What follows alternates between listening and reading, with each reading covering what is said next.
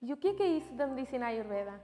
A medicina da Ayurveda não é um tipo de dieta, não é uma filosofia, não é uma secta religiosa, não é uma terapia, não é nada de particular. Não é mais que a ciência de fluir com a vida.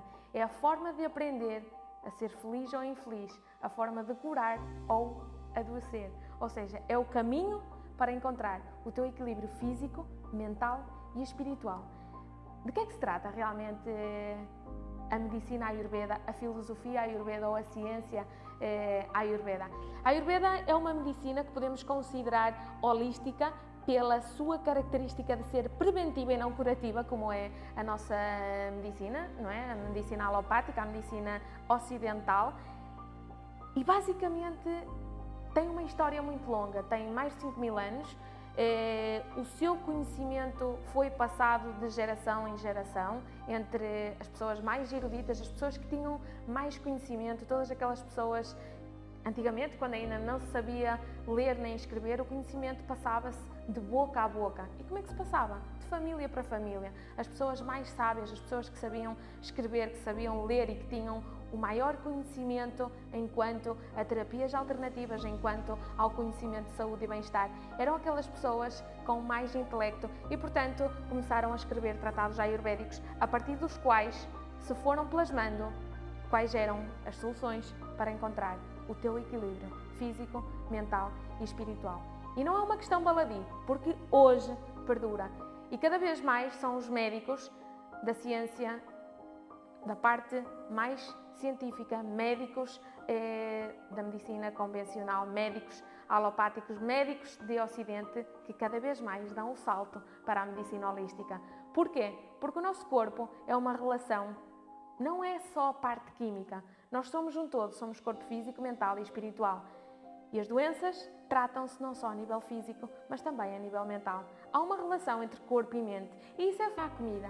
Então, da mesma forma que te desequilibra, também te pode equilibrar, seja a nível físico, mental e emocional. Então, quando as pessoas me perguntam, Catarina, mas o que é isso da medicina Ayurveda? Bem, a medicina Ayurveda basa-se realmente em aplicar na tua vida uma série de rotinas saudáveis, puras, naturais, conscientes, para que tu consigas alcançar esse equilíbrio a nível físico, mental e espiritual.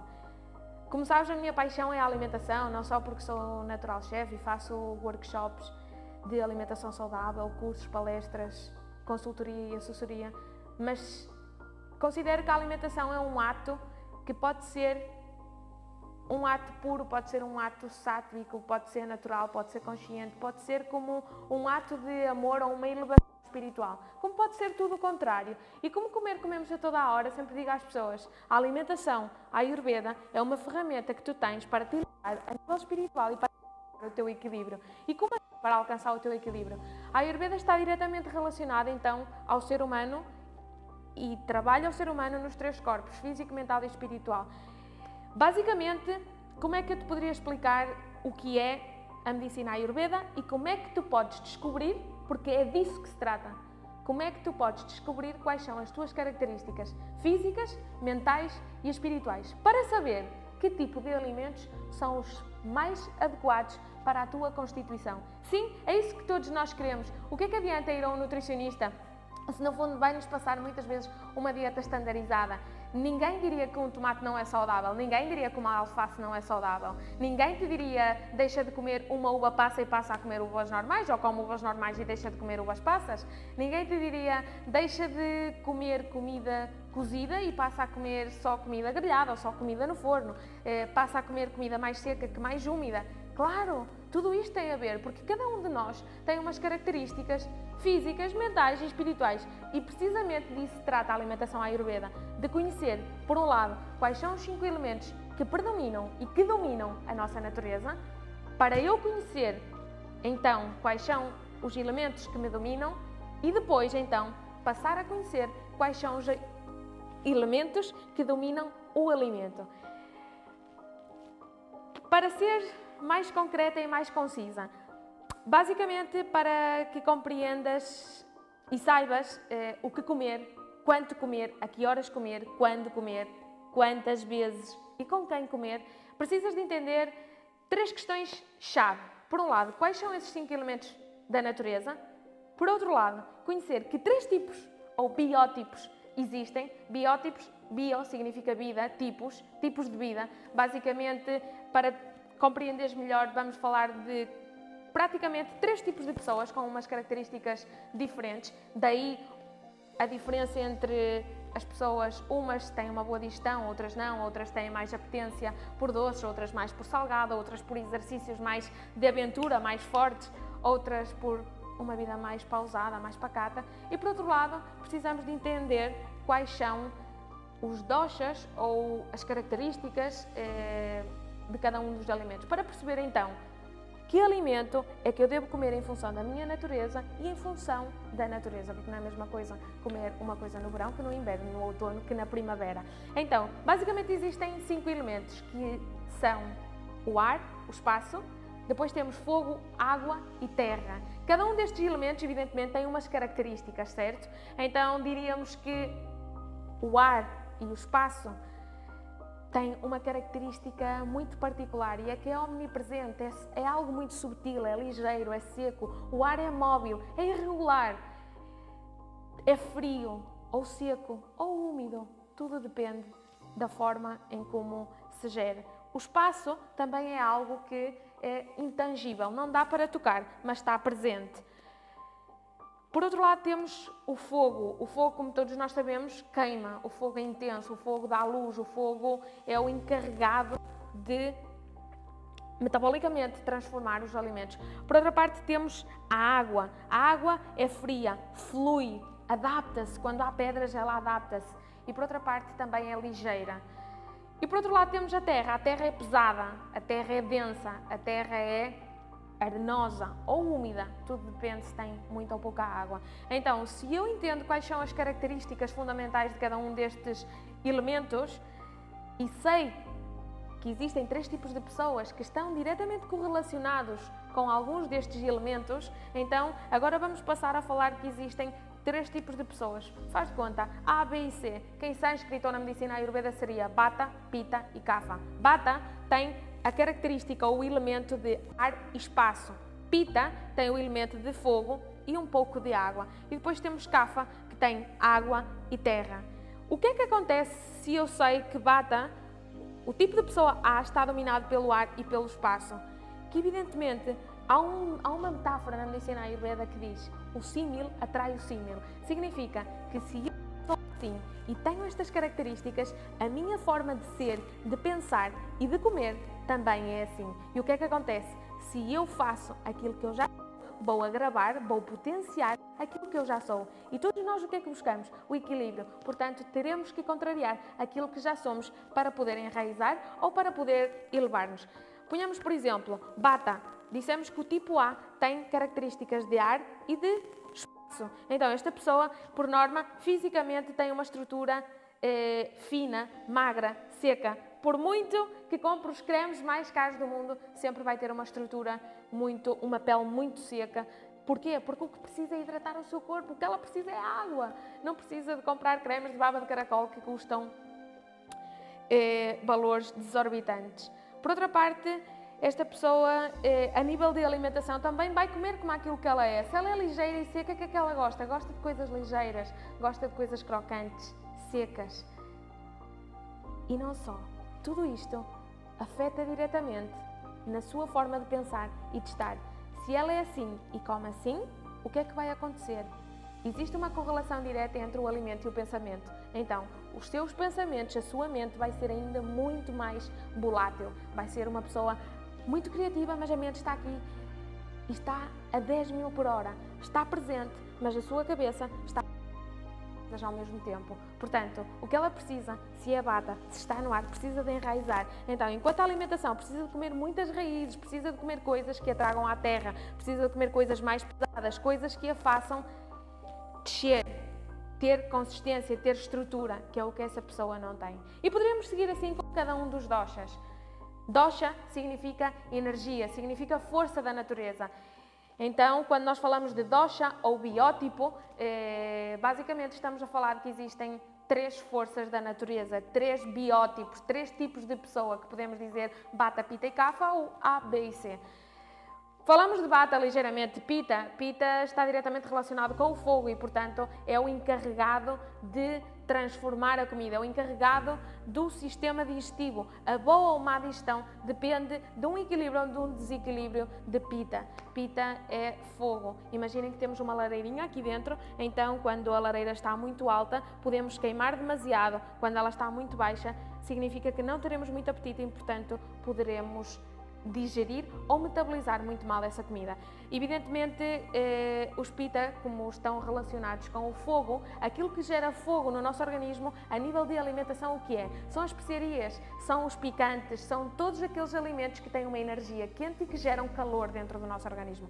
Evidentemente, quando nós falamos da reação pensamento-alimento, evidentemente também existe uma correlação direta. Quando os Pitta comem de forma equilibrada, também estão equilibrados e a sua forma de pensar é amor, é intensidade, é assim como eles vivem a vida, cheios de aventura. Por outra parte, a nível físico são pessoas que têm um corpo bastante atlético, normalmente têm o cabelo mais branco, têm sardas na cara, a pele mais branquiçada, podem ter os olhos mais avermelhados ou até de cor diferente, podem desenvolver de forma muito prematura falta de visão, podem também ficar com o cabelo branco de forma bastante prematura e tudo isto depende de um equilíbrio ou de um desequilíbrio do Agni, da capacidade digestiva. Se o fogo está muito alto, queima tudo.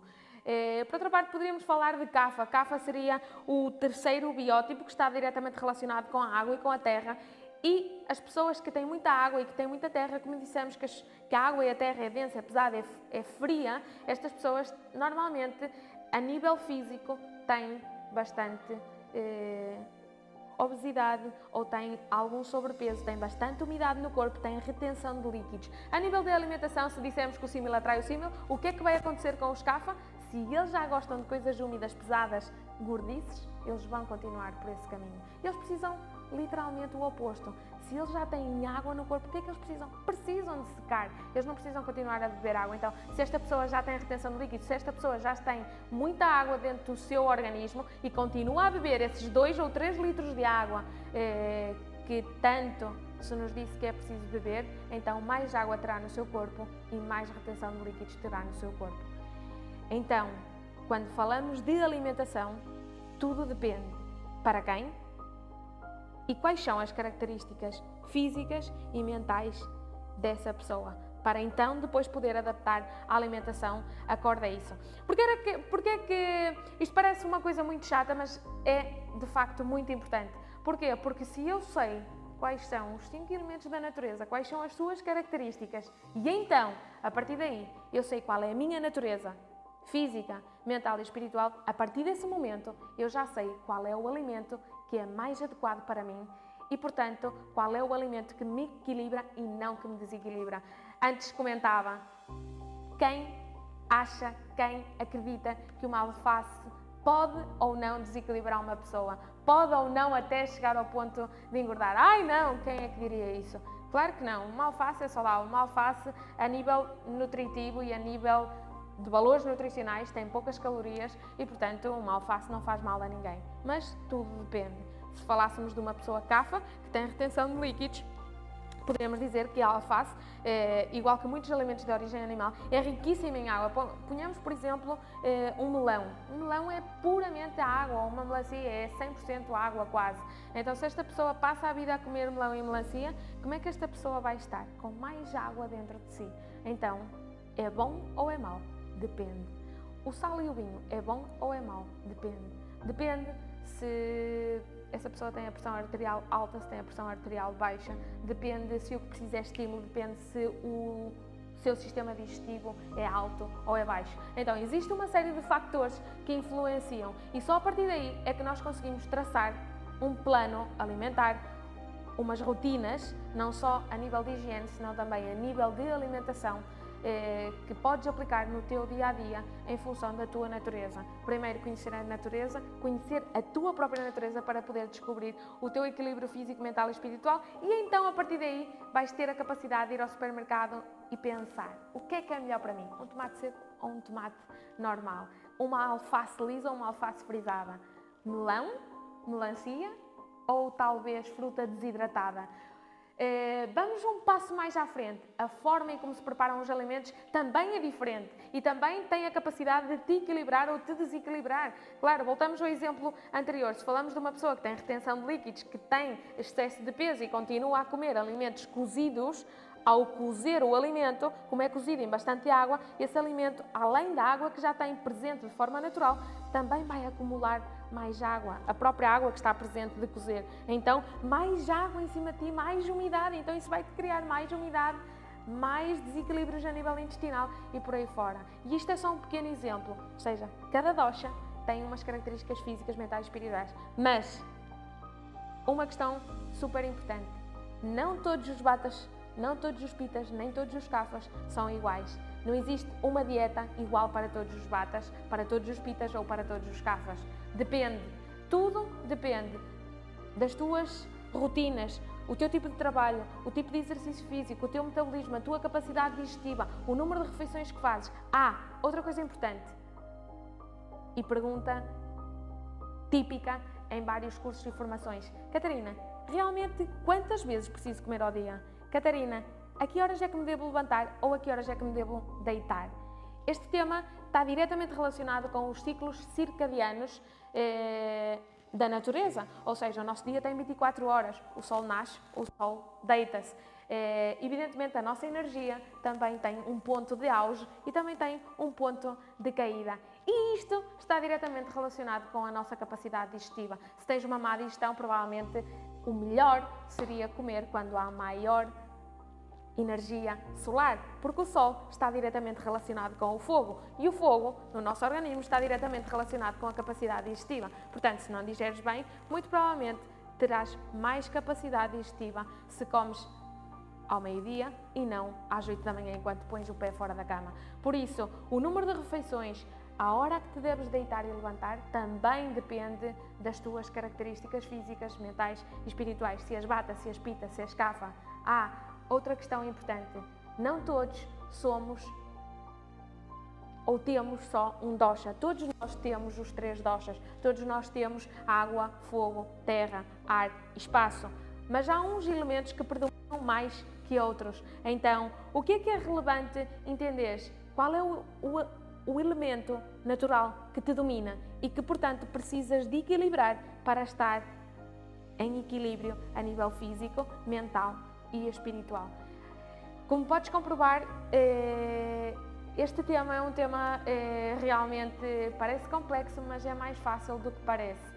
Realmente o que tu precisas é descobrir qual é a tua natureza física e mental e espiritual, quais são os elementos da natureza que te dominam, para então perceber que alimentos são os que deves comprar, quais são os que deves cozinhar e como cozinhar, e perceber também depois, em função de qual é o teu dosha, o teu biótipo, quais são as rotinas mais adequadas. Não é a mesma coisa levantar-se às 6 da manhã que levantar-se às 7 ou às 8. A tua energia é diferente. Imaginem, há muitas pessoas que quando estão de folga dizem: é agora, é este dia, é este momento que eu vou aproveitar para fazer este recado, este. E resulta que, como dormem, os seus fluxos energéticos estão muito mais baixos. O que é que vai acontecer? Não vai fazer nem 1/3 daquilo que tinha programado. E tudo isto tem a ver com os ritmos e os ciclos circadianos. A forma em como digeres a comida, o teu sistema metabólico também tem a ver com a que hora comes e o número de vezes que comes. Portanto, a alimentação ayurveda realmente é uma ferramenta que podemos aplicar em qualquer sítio do mundo. Não precisamos estar na Índia, não precisamos de estar no Oriente Médio para poder aplicar esta filosofia que tem mais de 5.000 anos, esta medicina que é milenar, porque realmente o que tu precisas é conhecimento para aplicar com sabedoria no teu dia a dia.